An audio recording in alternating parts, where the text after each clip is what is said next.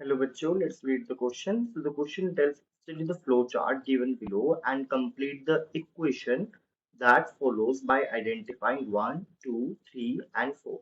So basically हमें यहाँ पे एक चार्ट दिया हुआ है and इस चार्ट के नीचे we have a equation that is nt plus 1 equals to nt plus bracket में 1 plus 2 minus ब्रैकेट में 3 plus 4. तो हमें इस गिवन फ्लो चार्ट में से आइडेंटिफाई करना है कि 1, 2, 3 and 4 कौन कौन से पैरामीटर्स यहाँ पे होंगे.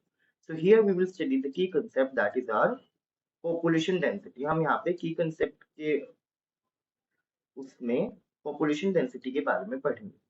So we know that कि जो population होता है it is a group of organisms that belongs to the same species. और जो population density होता है वो हमेशा चेंज होता रहता है बिकॉज ऐसा तो नहीं है कि पॉपुलेशन में कोई डेथ नहीं होगी या फिर कोई नया बर्थ नहीं होगा या फिर कोई आएगा या जाएगा नहीं पॉपुलेशन में से. सो population density is not a static parameter. Okay, population density keeps on changing. और जो पॉपुलेशन डेंसिटी होती है इसका डेफिनेशन क्या होता है, let's see that. So population density can be said that it is measured as total number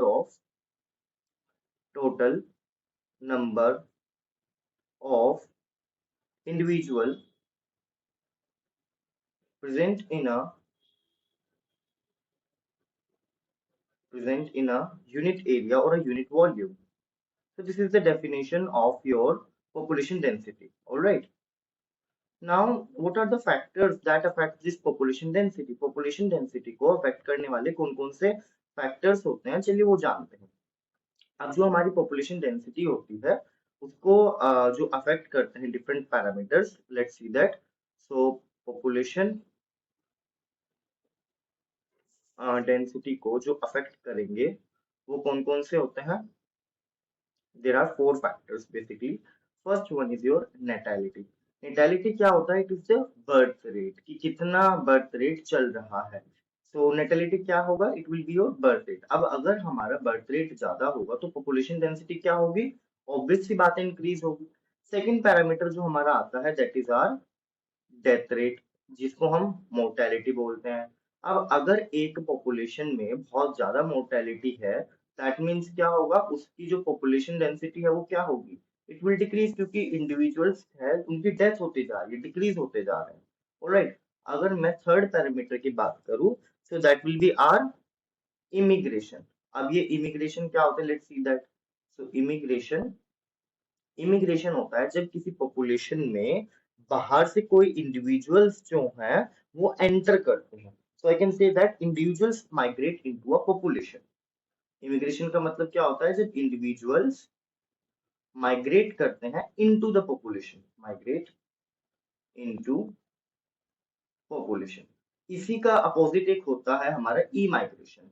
E migration E migration क्या होगा, ई माइग्रेशन होगा हमारा जब किसी पर्टिकुलर पॉपुलेशन में से कुछ इंडिविजुअल्स निकल जाते हैं और कहीं और चले जाते हैं. So what will happen here, population density क्या होगी, डिक्रीज हो जाएगी ई माइग्रेशन से क्योंकि इंडिविजुअल्स निकल के जा रहे हैं. सो ई माइग्रेशन को हम क्या लिखेंगे, individuals migrate out of the population. So अब हम अभी हमने पढ़ा कि what are the factors that lead to the increase in the density of the population. Okay. और कुछ फैक्टर्स ऐसे होते हैं जिनकी वजह से जो पॉपुलेशन डेंसिटी होती है वो इंक्रीज होती है. तो चलिए जानते हैं, एक साइड हम लिख लेते हैं कि कौन कौन से ऐसे फैक्टर्स हैं जिनकी वजह से इंक्रीज हो रहा है. सो इंक्रीजिंग फैक्टर कौन कौन से होंगे, इंक्रीजिंग फैक्टर्स होंगे हमारे नेटेलिटी, बर्थ रेट की वजह से हमारे बढ़ेगी पॉपुलेशन डेंसिटी, और हमारा ई माइग्रेशन की वजह से बढ़ती है. ऑलराइट. देन आफ्टर दैट ऐसे कौन से फैक्टर्स हैं that lead to the decrease in the population density. These are your mortality. Mortality से हमारे डेथ रेट जो होता है उससे हमारी कम होती है पॉपुलेशन डेंसिटी, और साथ ही साथ हमारा जो ई माइग्रेशन होता है उससे भी हमारी जो पॉपुलेशन है डेंसिटी है वो अफेक्ट होती है, कम हो जाती है. ऑलराइट. सो बेसिकली अब हम अगर क्वेश्चन में देखें तो ये जो हमें चार्ट दिया हुआ है, इस पर्टिकुलर चार्ट में population density is represented by N, और at any particular time final population after these four events यानी कि नेटेलिटी, मोर्टेलिटी, माइग्रेशन और रीमाइग्रेशन के बाद जो पॉपुलेशन है वो एन टी प्लस वन है.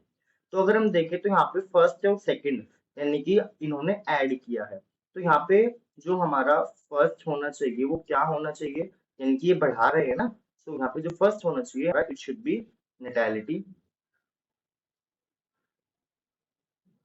ऑलराइट, देन हमारा ई माइग्रेशन, क्योंकि इन दोनों को ही हम ऐड अगर करते हैं तो इसका मतलब क्या होगा कि टोटल नंबर ऑफ इंडिविजुअल्स बढ़ रहे हैं।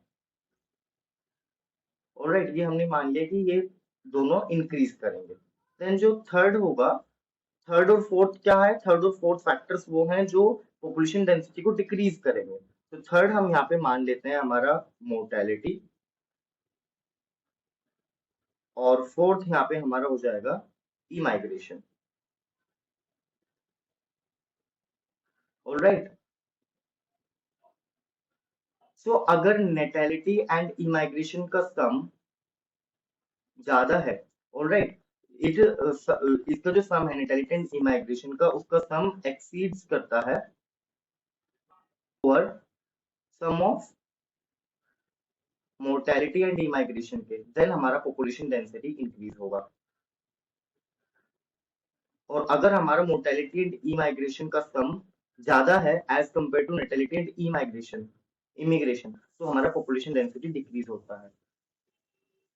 क्योंकि अगर डेथ और ई माइग्रेशन बहुत ज्यादा होगा तो हमारा जो पॉपुलेशन डेंसिटी है उसमें ओवरऑल इफेक्ट डिक्रीज का आएगा। ऑलराइट, तो फाइनल इक्वेशन हमारा क्या बन जाएगा, हमारा फाइनल इक्वेशन जो बनेगा that will be N T plus one equals to N T plus one. यहाँ पे हमें क्या, वन हमारा यहाँ पे क्या होगा, that will be natality, that is birth rate. So birth rate plus second हमारा क्या होगा यहाँ पे, that is immigration, so that will be represented by I. अब हम माइनस कर देंगे इसमें से जो हमारे डिक्रीजिंग फैक्टर्स हैं, that is death rate D plus emigration. So this will be our final equation. I hope you understood the concept. Thank you.